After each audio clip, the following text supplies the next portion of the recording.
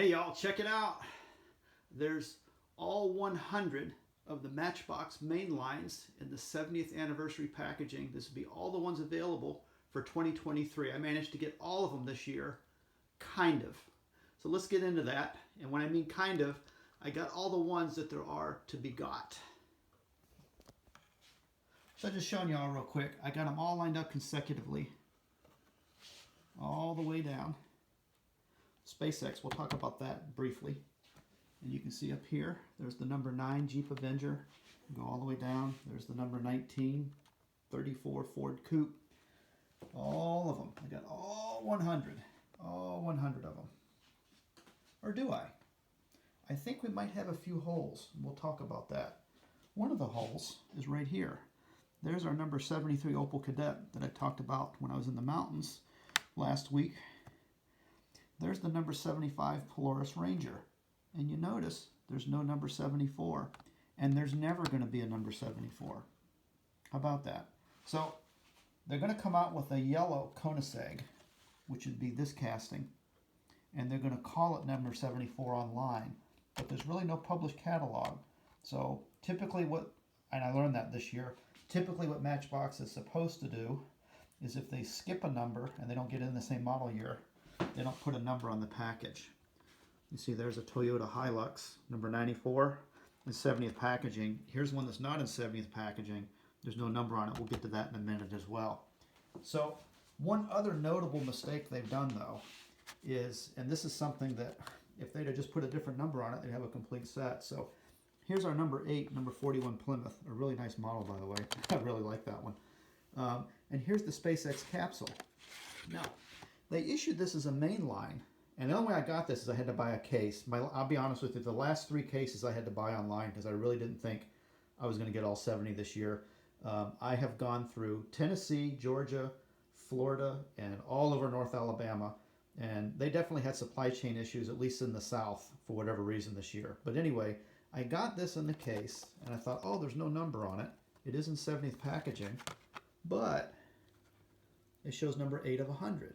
Well, that's also number 8 of 100, and this is also anniversary packaging. Now, what I found out, now of course I know this is date coded S32A, that'd be the 32nd week of this year, and that seems to be the cutoff. Around that week is when they stopped making 70th anniversary. But we have 2 number 8s. And we also have 2 number 38s over here as well. See that? Now, a lot of collectors are going to take umbrage with this because the number 38 was really supposed to be from last year, but they're not supposed to put a number on it if it's a carryover model. And just like, for example, this one probably missed the 100 of last year or 2022, but it shouldn't have had a number on it. It may have been in 70th packaging. You know, they switched all the packaging over for this year. Okay, fine. But really and truly, this one came out first because it's dated the 39th week of 2022, and this one is dated the 14th week of this year. So the International Workstar Ambulance came out after the Rivian. And by the way, these Rivians were like 15 bucks a piece all over eBay earlier this year. I found mine at a Dollar Tree. I don't think I found any at Walmart or Target for whatever reason. But anyway, you be the judge of that. There's a number on it, and if it's a carryover, it shouldn't have a number. It's an anniversary packaging. It came out before this one. There are no official published catalogs online as far as I know. So you're kind of relying on all these other reviewers that are kind of linked in with Mattel, right? Like Lamley Group is one that comes to mind. I have a couple I like to watch. One of them is called Building the Ultimate Matchbox Car Collection. He's definitely not affiliated with Mattel. And then there's another one I really like, Level M Diecast. He does some pretty decent reviews. But as far as the ones that I would say are probably, you know, directly linked with Mattel, that Lamley Group would be one of them. But they don't, and you can go on, I guess, Wiki Fandom as well as another one. But again, you're looking up something that in my mind is not officially from Mattel. It's not like Lesney Products did in the 70s where they had published catalogs. If you went to your local hobby shop, they'd show you the catalog or maybe give you one. I kind of vaguely remember that, but at least you kind of had an idea of the models that were coming out. I think that was the case, but now you don't really know, and that's how stuff like this happens. I think a pretty lazy way to conduct business, especially when they know that probably about 40% of all die-cast cars are sold to collectors. Those would be people that are considerably older than the age of 3, I would say. But anyway, so you're never going to have all 100 of these. You're always going to be missing number 74 for sure. And you're going to have 2 number 8s, no? And so you decide how you want to display them. I probably would leave the SpaceX out. I may put it somewhere else. It's not really a car. It's kind of goofy. You know, take your pick, right? But just pointing out here, you know, you've got this Jeep Avenger here, which is really supposed to be a 2023 model, but it's in 2024 packaging. It doesn't have the number on it. They're treating it like a carryover, but yet they did release it. Kind of confusing, wouldn't you say? Number 9 of 100, and this one doesn't get a number. And this one was made the 35th week of this year, so that was after the cutoff, and this one was made 3 weeks earlier, S32. That must be the cutoff, is the 32nd week, or pretty close to it. Kind of frustrating, kind of also filtered over into the collector series. I think there's 2 that may never get released. I think it's numbers 16 and 17. I've got all of them except for those numbers. And then I've got all the moving parts except for the F100, and also except for all of the, what do they call them, chase cars.